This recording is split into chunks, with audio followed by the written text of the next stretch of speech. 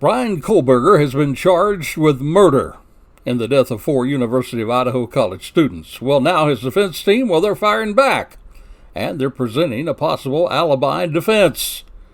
Now, is this just smoke screen and mirrors, or could the prosecution be up for a fight to the finish of the trial? Well, we're going to discuss that and a whole lot more on this episode of Charlie Crimebuster, what some people are calling the fastest minutes in podcasting.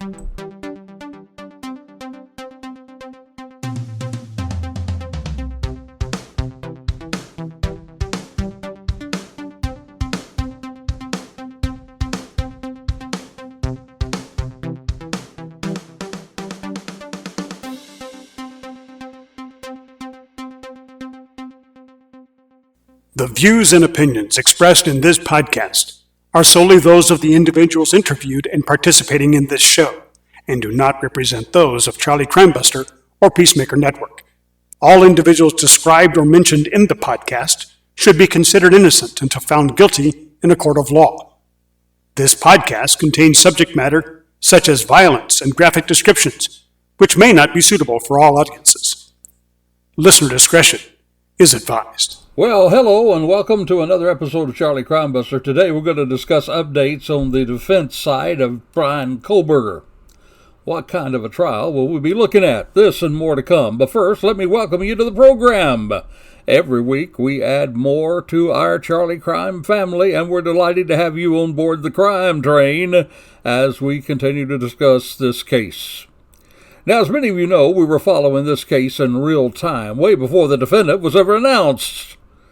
Well, in the hunt and mystery of the person or persons who committed those horrible acts, we talked about it right up to the time he was nabbed. And if you'd like to get caught up on those cases, just go on over to charliecrimebuster.com, charliecrimebuster.com.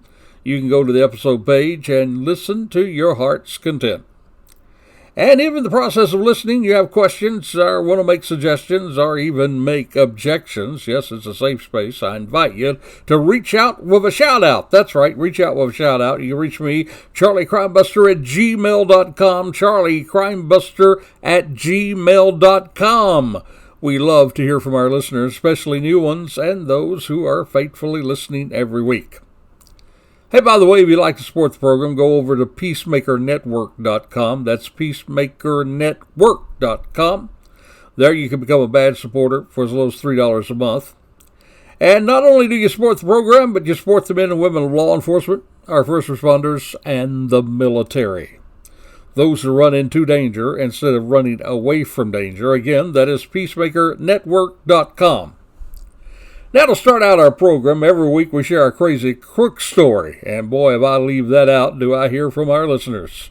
It's kind of our way of lightening the load in the darkness that surrounds these cases. And this one comes from another country. In fact, a man was arrested in South Africa. Now, get this. After the auto-lock system of the car that he broke into self-activated, and trapped him inside. Yeah, this crazy crook, he used a jamming device to get into the vehicle, which was parked near the High Court in the capital city there of Pretoria. And the Star newspaper reported, he said, I just saw him get into the car after the woman walked away. That's what a witness said. And it seems the door locked him inside and he couldn't get out. Now, apparently the man started to panic. He asked passerbyers for help, saying he was one of the city's many car guards. And the police were called. He was not a car guard. He was just another crazy crook. And the man was stuck inside for more than an hour and a half before the owner returned, unlocked the vehicle. Yep, car theft is a big problem in South Africa. Reports talk about all kinds of cars stolen in the country every year. But my friend, I want you to know this is one more of those guys, one of those guys that will be in jail instead of out stealing cars, all because he was a crazy crook. And that, my friend, is Charlie Crimebuster's Crazy Crook of the Week. In the early morning hours of November the 13th, that was in 2022, there were 4 University of Idaho College students terribly, horribly stabbed to death in a shared rental home close to campus. Now, two of the female victims, Madison Mogan and Xana Carnola, well, they lived at the house, while Kaylee, well, she had recently moved out of the house but returned to the house to attend a nearby party. And the fourth victim, well, that was a guy by the name of Ethan Chapin. He was Xana's boyfriend who was sleeping over on the night of the attacks. Now, there were two other female roommates who also lived there in that house, but they were not attacked. Earlier on the evening of November the 12th, well, two of the four victims, Ethan and Xana, they were at an on-campus party at nearby fraternity from 8 p.m. to 9 p.m. They actually returned home at 1:45 a.m. And that evening, the other two victims, the best friends, Maddie and Kaylee, well, they'd gone to a corner club, downtown sports bar, at 10 p.m., and they departed there at 1:30 a.m. Now, there was a grub truck, food truck, which was about 4 blocks from Friendship Square. Well, on that food truck, there was, of course, some video there, some cameras that showed Madison and Kaylee at 1:41 a.m. They were chatting, talking, smiling, and getting their food. 10 minutes later, and then they left to what police initially said was an Uber ride home. It was about a trip, about a mile, a little over a mile home. Now, later, the police, they did take that back, and they rephased that statement, and they said rather than a Uber driver, it was a private party, and they arrived home around 1:56 a.m. By all counts, all the students were home by 1:56 a.m., just a little bit before 2 a.m. There were 7 uncompleted phone calls. That was from the phone to Kaylee's longtime boyfriend. That was a fellow student. And then from 2:26 to 2:52, Madison also called Kaylee's former boyfriend. Again, 3 times, similar results, no answer. Now, by the way, in case you're wondering, those calls were investigated, and the police did conclude that they did not think that the guy who missed those calls was involved in the crime. Now, also, it should be noted that Kaylee, well, she actually received a DoorDash order around 4 a.m. Now, those other 2 surviving roommates, they had been home by 1 a.m., and the original report stated that the surviving roommates were in their beds at the ground floor at the time of the killings, that they were not attacked, or they were not held hostage, and did not wake during the killings. However, now we know the rest of the story. And as we look at that affidavit for the case, well, it actually said that one of those surviving roommates was sleeping on the second floor. That was the same floor as Xana and Ethan where they were killed. And they said she was awoken by what sounded like Kaylee and her dog. She later reported that she heard a roommate saying something to the effect, "There's someone out there." Now, the roommate believed that this was said by Kaylee. Investigators, they think, well, maybe it may have been Xana speaking, as they downloaded her phone and found that she was on the TikTok app at 4:12 a.m. Now, that surviving roommate did open her door. And in fact, according to her, she opened it twice in a short span of time. The second time, though, she heard what she thought was crying coming from Kaylee's home, and a male voice saying, or her room rather, a male voice saying, "It's okay, I'm going to help you." Now, security cameras at the same time nearby, they picked up a sound of a whimpering loud thud, and a dog was barking numerous times. That was around 4:17 a.m. Now, that surviving roommate, well, she opened her door a third time, and get this, she saw a man clad in black clothing, a mask that covered his mouth and nose, and he was walking toward her. Now, the roommate said she did not recognize this guy, but he walked right past her and used a sliding glass door to exit. Now, we don't know at this time whether the suspect, saw her. The roommate said that she just stood in a frozen shock phase. Then she locked herself in the room. Now, you all know this story, and it's terrible and it's tragic. These 4 victims were stabbed to death there on the second and third floors of their home while they had been in bed. We do know this. They were not gagged or restrained in any way. And we know it was a horrible scene. Walls all splattered with blood. Maddie and Kaylee, they were found in Maddie's bedroom. Xana and Ethan were found in Xana's room. Now, a mystery to this was that there were no calls made to 911. Not until way back the next day at 11:58 a.m., many hours after these early morning killings. The call made at that time, well, they just said, hey, there's a quote-unquote unconscious person. It was placed there from the residence, and it used the cell phone of one of the surviving roommates. Now, when police arrived, the door of the home was open. There was no sign of forced entry, no damage inside the room. Nothing appeared to be missing. And two surviving roommates, well, they were in the residence when the police arrived, and there were a whole lot of other people, other friends of the victims. Now, the surviving roommates had called friends over to the home. Calls, for some reason, they believed that the second-floor victims were unconscious, not waking up. Maybe they thought of a drug overdose or something. The identity of the 911 caller was not released, but police did confirm that that caller, again, was not considered a suspect. All four of these precious young people were pronounced dead around 12 noon. And detectives, well, they're saying that they believe the killings occurred sometime between 4 a.m. and 4:25 a.m. That night, officers also found Kaylee's dog, which she shared with her ex-boyfriend. And he was alive, and that dog was unharmed. Now, my friend, you can imagine how these poor parents felt after hearing the tragic news that their loved ones, their little ones to them, because you ask any parent, they really never, ever really grow up.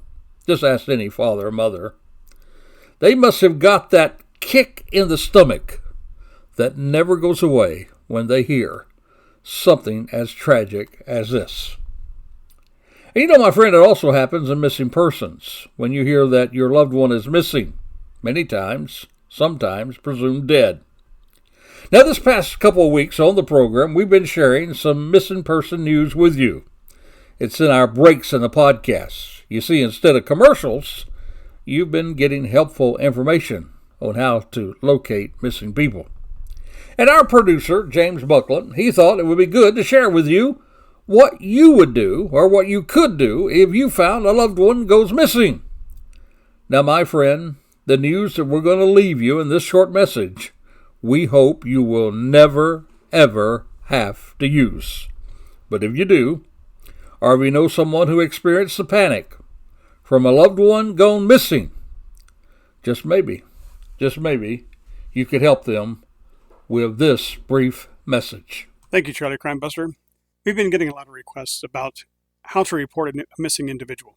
First and foremost, if you call your law enforcement agency to report the individual missing, it's very important to provide the following information. This is very, very key.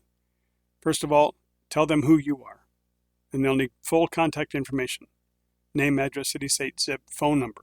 It's very, very important that you provide your information so they can reach back to you if they find something. Second of all, the individual's full name, if you know it. Next, if you know their date of birth, also provide their gender, the height, and weight, if you know it. Also, the date that the individual went missing. And next, the city and state where the individual went missing.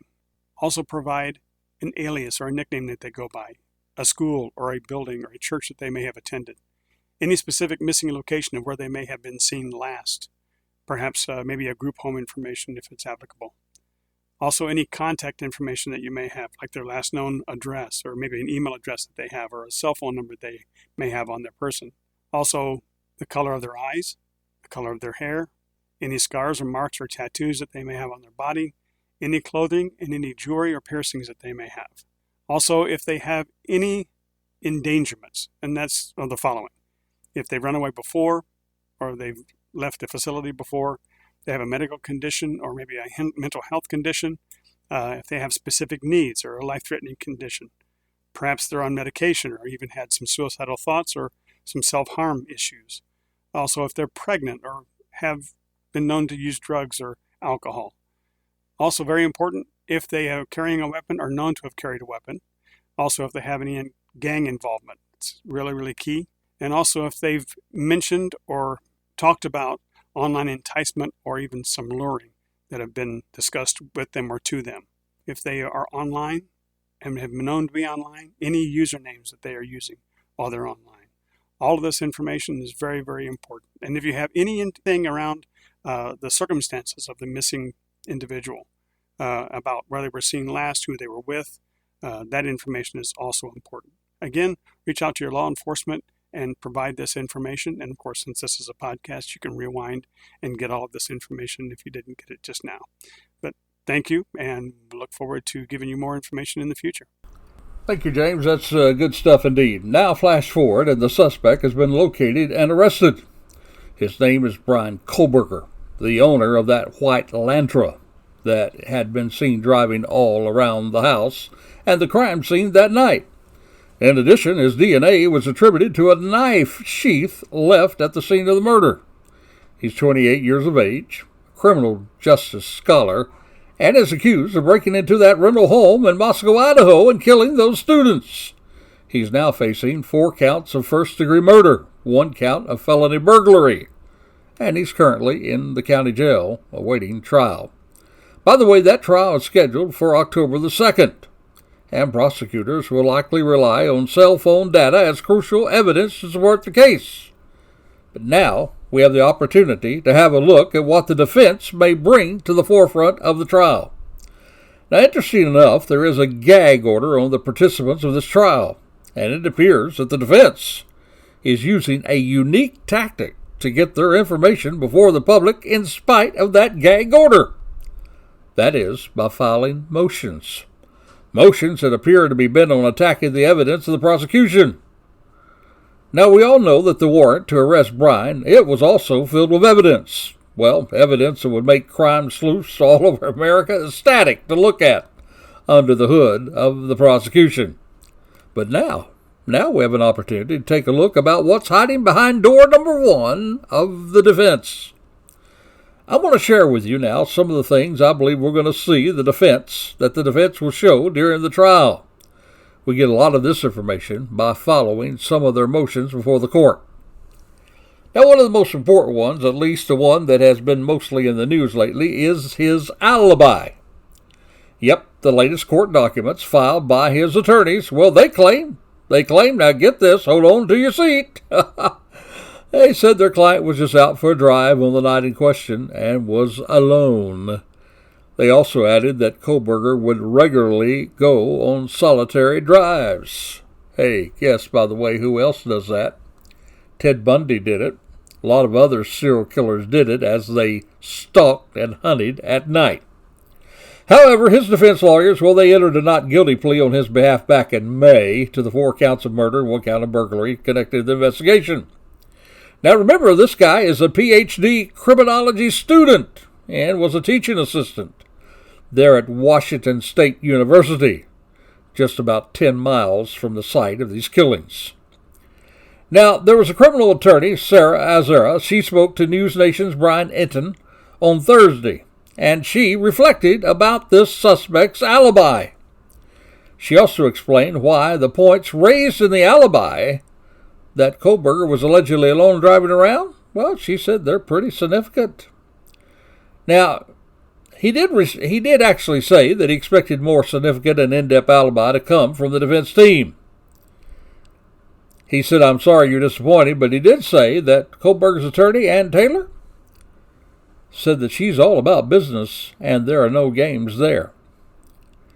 He went on to say, I think we are used to seeing an alibi in a traditional sense, where it was, I was here at this time, and these are the people who can corroborate it. But that's not what she is doing. What stood out to him, he says, is that there is this new information. And we know that she's saying that he was alone. Translation, nobody can corroborate where he was or what he was doing at that time.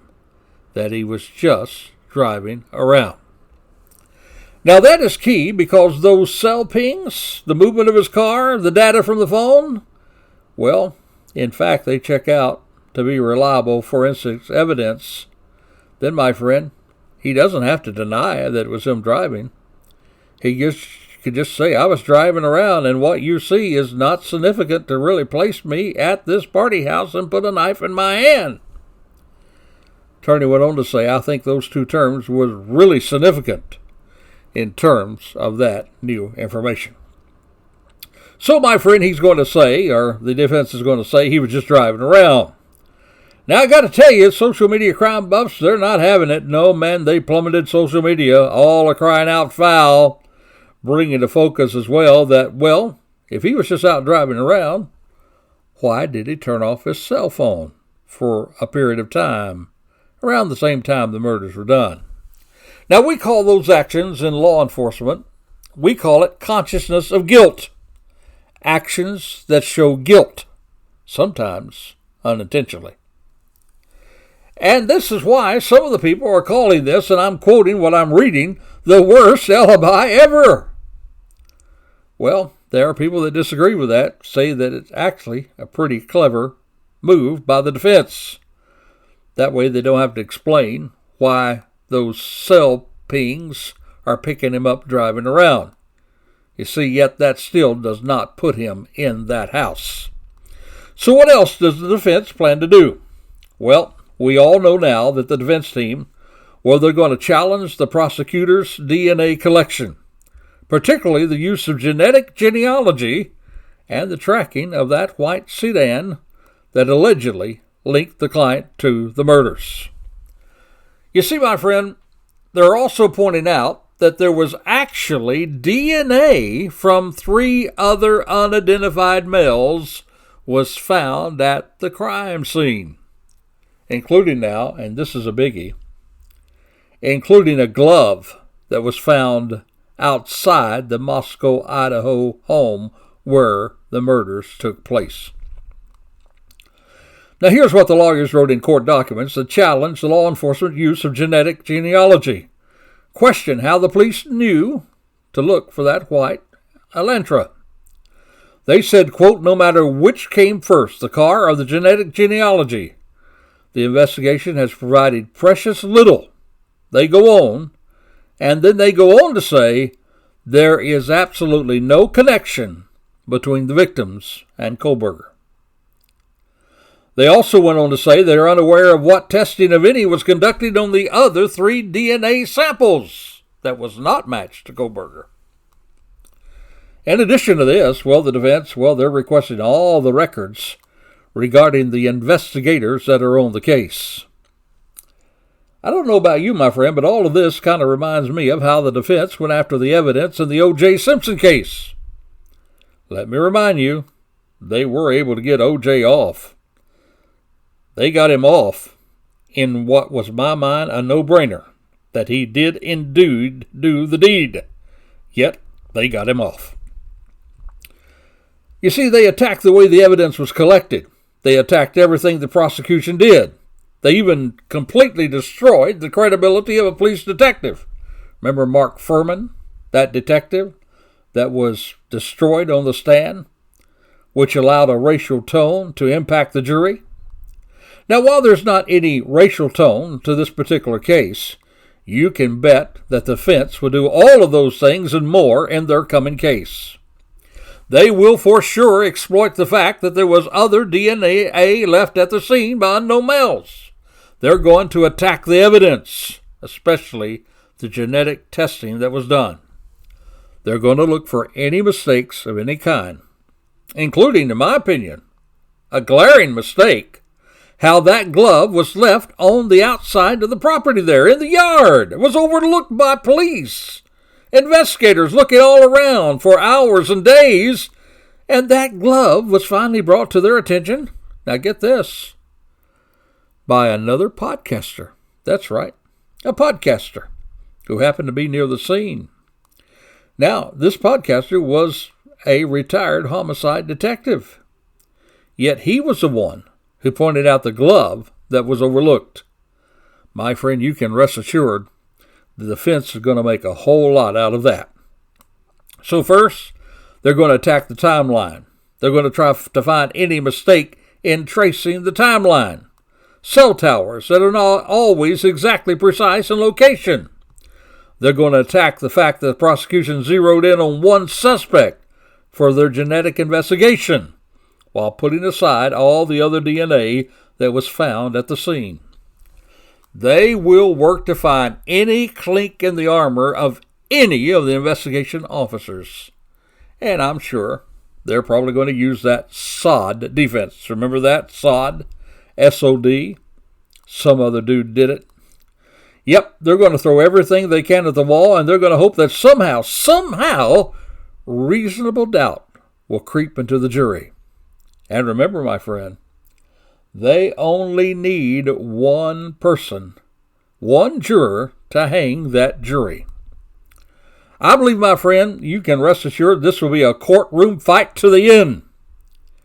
And that, unless the defense might be able to convince the prosecution to take the death penalty off the table. If they're able to do that, then maybe they might just go for a deal to save their client's life. Well, what do you think? It's coming up just months away in October. That's unless it's postponed, as often happens in these type of trials. What do you think? I personally think they have enough evidence to convict him, especially with that knife sheath. But I gotta admit, I was also convinced they had enough evidence to convict O.J. Simpson, and that there was enough evidence to convict Casey Anthony. Let me ask you, will this be another one of those moments when most of America will agree that those two guilty people walked free? Can the defense mount such an attack that this monster walks free? Alleged monster, that is? Well, let me know what you think.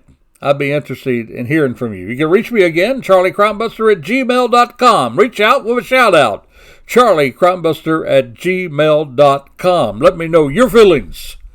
It's going to be a trial, and it is going to be a trial that'll catch the world's attention.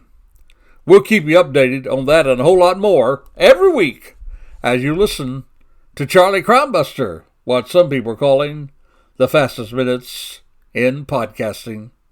Till this time next time, stay safe, stay alert. For the life you save, it may be your very own.